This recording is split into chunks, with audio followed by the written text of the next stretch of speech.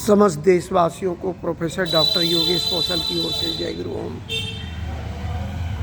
माँ काली के इस भव्य मंदिर इसीपुर बाराहाट की पावन धरती पर बना हुआ है। यहाँ प्रत्येक दिन 8 बजे से लेकर के 9:30 बजे के बीच में शिव पुराण की कथा का पाठ किया जाता है। आज की कथा है माँ काली का। यह बहुत ही सुंदर और भव्य मंदिर है।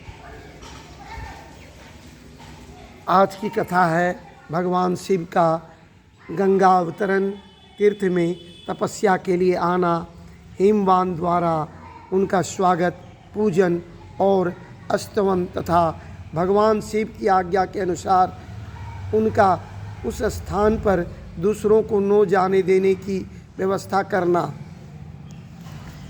ब्रह्मा जी कहते हैं, नारद, हिमवान की पुत्री लोक पूजित शक्ति स्वरूपा पार्वती हिमालय के घर में रहकर बढ़ने लगी।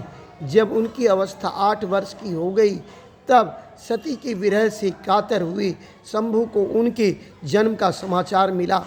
नारद उस अद्भुत बालिका पार्वती को हृदय में रखकर वे मन ही मन बड़े आनंद का अनुभव करने लगे।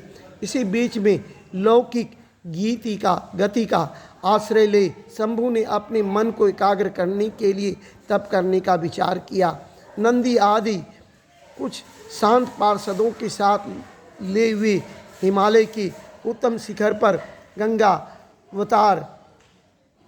गंगोत्री नामक तीर्थ में चले आए, जहाँ पूर्व काल में ब्रह्मधाम से च्युत होकर समस्त पाप राशि का विनाश करने के लिए चली हुई परम पावनी गंगा पहल भूतल पर अवतीर्ण हुई थी। जितेंद्रिय हर ने वहीं रहकर तपस्या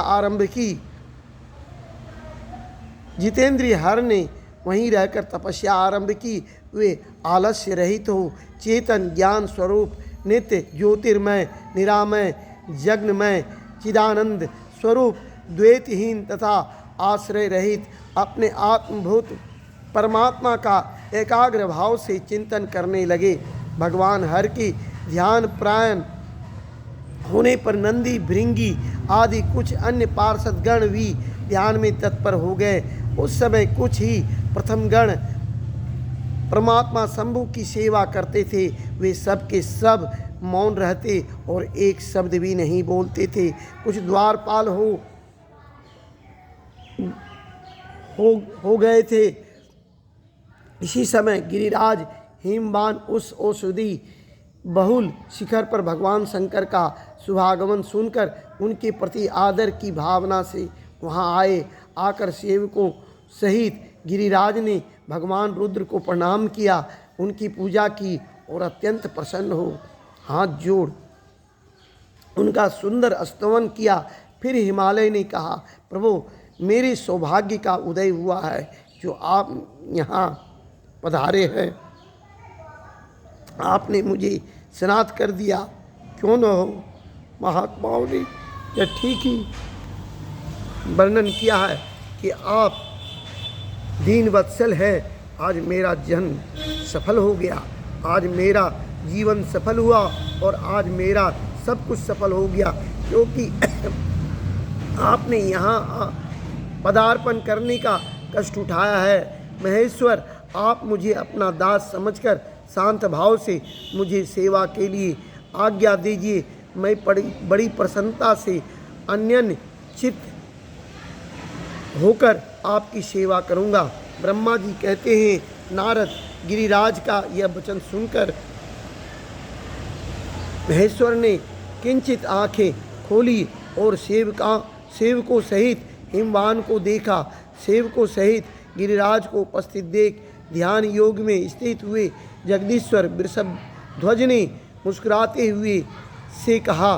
महेश्वर बोले, शैलराज, मैं तुम्हारे शिखर पर एकांत में तपस्या करने के लिए आया हूँ। तुम ऐसा प्रबंध करो जिससे कोई भी मेरे निकट न आ सके। तुम महात्मा हो, तपस्या के धाम हो तथा मुनियों, देवताओं, राक्षसों और अन्य महात्माओं को भी सदा आश्रय देने वाले हो। द्विज आदि का तुम्हारे ऊपर सदा ही निवास रहता है। तुम गंगा से अभिषिक्त होकर सदा के लिए पवित्र हो गए हो। दूसरों का उपकार करने वाले तथा संपूर्ण पर्वतों के सामर्थ्यशाली राजा हो गिरिराज, मैं यहाँ गंगावतरण स्थल में तुम्हारे आश्रित होकर आत्म संयम पूर्वक बड़ी प्रसन्नता के साथ तपस्या करूँगा। शैलराज गिरि श्रेष्ठ, जिस साधन से यहाँ मेरी तपस्या बिना किसी विघ्न बाधा के चालू रह सके उसे इस समय प्रयत्न पूर्वक करो। पर्वत प्रवर, मेरी यही सबसे बड़ी सेवा है। तुम अपने घर जाओ और मैंने जो कुछ कहा है उसका उत्तम प्रीति से यत्नपूर्वक प्रबंध करो। ब्रह्मा जी कहते हैं, नारद ऐसा कहकर सृष्टिकर्ता जगदीश्वर भगवान शंभु चुप हो गए। उस समय गिरिराज ने शंभु से प्रेम पूर्वक यह बात कही, जगन्नाथ परमेश्वर, आज मैंने अपने प्रदेश में स्थित हुए आपका स्वागत पूर्वक पूजन किया है। यही मेरे लिए महान सौभाग्य की बात है। अब आपसे और क्या प्रार्थना करूं महेश्वर। कितने ही देवता बड़े बड़े यत्न का आश्रय ले महान तप करके भी आपको नहीं पाते, वे ही आप यहाँ स्वयं उपस्थित हो गए। मुझसे बढ़कर श्रेष्ठ सौभाग्यशाली और पुण्यात्मा दूसरा कोई नहीं है, क्योंकि आप मेरे पृष्ठभाग पर तपस्या के लिए उपस्थित हुए हैं। परमेश्वर, आज मैं अपने को देवराज इंद्र से भी अधिक भाग्यवान मानता हूँ, क्योंकि सेवकों सहित आपने यहाँ आकर मुझे अनुग्रह का भागी बना दिया। देवेश, आप स्वतंत्र हैं, यहाँ बिना किसी विघ्न बाधा की उत्तम तपस्या कीजिए। प्रभु, मैं आपका दास हूँ, अतः सदा आपकी आज्ञा के अनुसार सेवा करूँगा। ब्रह्मा जी कहते हैं, नारद ऐसा कहकर गिरिराज हिमालय तुरंत अपने घर को लौट आए। उन्होंने अपनी प्रिया मेना को बड़े आदर से वह सारा वृतांत कह सुनाया। तत्पश्चात शैलराज ने साथ जाने वाले परिजनों तथा समस्त सेवकगणों को बुलाकर उन्हें ठीक ठीक समझाया। हिमालय बोले, आज से कोई भी गंगावतरण नामक स्थान में जो मेरे पृष्ठभाग में ही है, मेरी आज्ञा मानकर न जाए। यहाँ यह मैं सच्ची बात कहता हूँ, यदि कोई वहाँ जाएगा तो उस महादुष्ट को मैं विशेष दंड दूंगा। उन्हें इस प्रकार अपने समस्त गणों को शीघ्र ही नियंत्रित करके हिमवान ने विघ्न निवारण के लिए जो सुंदर प्रयत्न किया वह तुम्हें बताता हूँ, सुनो। अध्याय 11।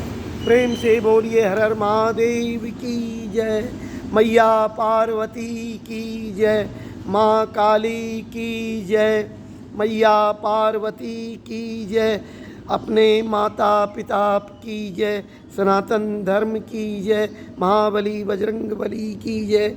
जय गुरु ओम, जय गुरु ओम, जय गुरु ओम।